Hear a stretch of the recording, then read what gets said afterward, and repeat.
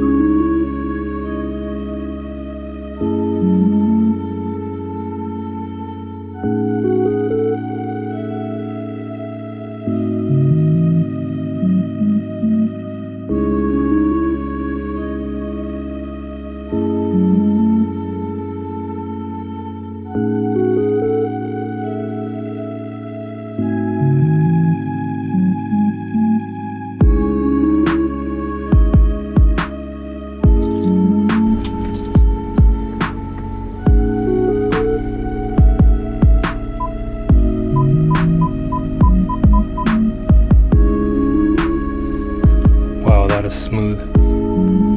Alright, so I want to show you guys when I turn off the car.